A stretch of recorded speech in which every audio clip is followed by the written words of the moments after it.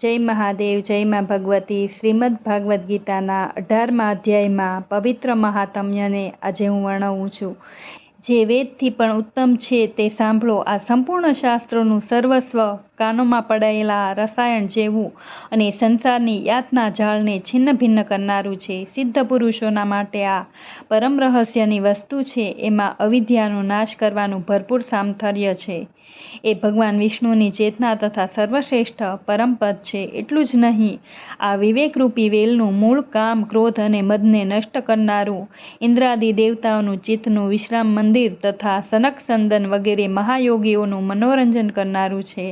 આના પાઠ કરવાથી યમદૂતોની ગર્જના બંધ થઈ જાય છે. આનાથી ચડિયા તો બીજો કોઈ રહસ્યમય ઉપદેશ નથી, જે સંતપ્ન માનવોના ત્રિવિધ તાપને હરનારું અને મોટા મોટા પાતકોનો નાશ કરનારું હોય છે. 18મા અધ્યાયનું આ અલૌકિક મહાત્મ્ય છે. આના સંબંધમાં જે પવિત્ર ઉપાખ્યાન છે તેને ભક્તિપૂર્વક સાંભળો, જેના શ્રવણ માત્રથી જીવ સમસ્ત પાપોને મુક્ત થઈ જાય છે. તો મિત્રો, ભાગવદ્ ગીતાના 18મા અધ્યાયની આ સુંદર કથા આપણે સાંભળીશું. મેરુગીરીના શિખર પર અમરાવતી નામની એક રમણીય પુરી છે.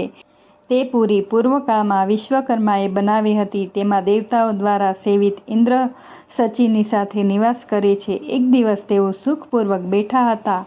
તે દરમિયાન તેમણે જોયું કે ભગવાન વિષ્ણુના દૂતો દ્વારા સેવિત એક અન્ય પુરુષ પણ ત્યાં આવી રહ્યો છે. ઇન્દ્રએ નવા આવેલા પુરુષના તેજથી ઝાંખા પડી તરત જ પોતાના મણિમય સિંહાસન પરથી મંડપમાં પડી ગયા. ત્યારે ઇન્દ્રના સેવકોએ દેવલોકના સામ્રાજ્યનો મુંગટ તે નવા ઇન્દ્રના મસ્તક પર મૂકી દીધો.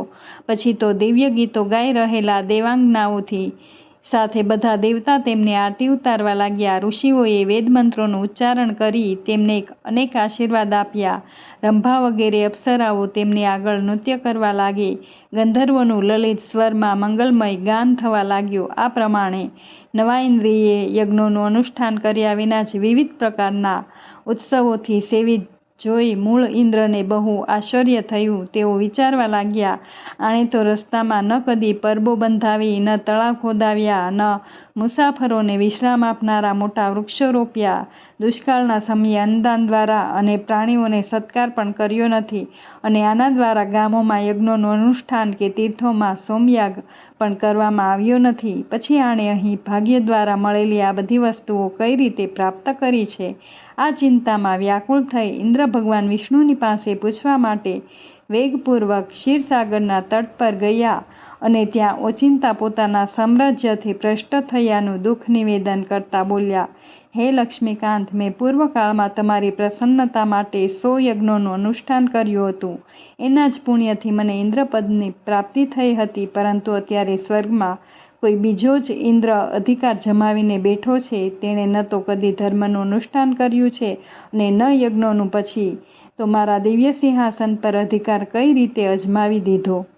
ત્યારે ભગવાન બોલ્યા, હે ઇન્દ્ર, તે ગીતાના 18મા અધ્યાયના 5 શ્લોકોના દરરોજ જપ કરે છે. તેના પુણ્યથી તેણે તમારા ઉત્તમ સામ્રાજ્યને પ્રાપ્ત કરી લીધું છે. ગીતાના 18મા અધ્યાયનો પાઠ બધા જ પુણ્યોનો શિરોમણી છે. તેનો આશ્રય લઈ તે પણ પોતાના પદ પર સ્થિર થઈ શકે છે. ભગવાન વિષ્ણુના આ વચન સાંભળી અને તે ઉત્તમ ઉપાયને જાણી ઇન્દ્ર બ્રાહ્મણોનો વેશ લઈ ગોદાવરીના તટ પર ગયા અને ત્યાં તેમણે કાલિકા ગ્રામ નામનું ઉત્તમ અને પવિત્ર નગર જોયું, જ્યાં કાળના પણ કાળ ભગવાન કાલેશ્વર બિરાજમાન છે. ત્યાં જ ગોદાવરીના તટ પર એક પરમ ધર્માત્મા બ્રાહ્મણ બેઠા હતા, જે વેદોના પરંગત વિદ્વાન અને અત્યંત દયાળુ હતા. તેઓ પોતાના મનને વશ કરી દરરોજ ગીતાના 18મા અધ્યાયના જપ કર્યા કરતા. તેમને જોઈ ઇન્દ્રે બહુ જ પ્રસન્નતા સાથે તેમના બંને ચરણોમાં મસ્તક ઝુકાવ્યું અને તેમની પાસેથી 18મા અધ્યાયનું અધ્યયન કર્યું. પછી તેના પ્રભાવથી તેમણે શ્રી વિષ્ણુનું સામ્રાજ્ય પ્રાપ્ત કરી લીધું. ઇન્દ્ર વગેરે દેવતાઓનું પદ તો બહુ નાનું છે એવું જાણી તેઓ પરમ હર્ષ સાથે ઉત્તમ વૈકુંઠ ધામમાં ચાલ્યા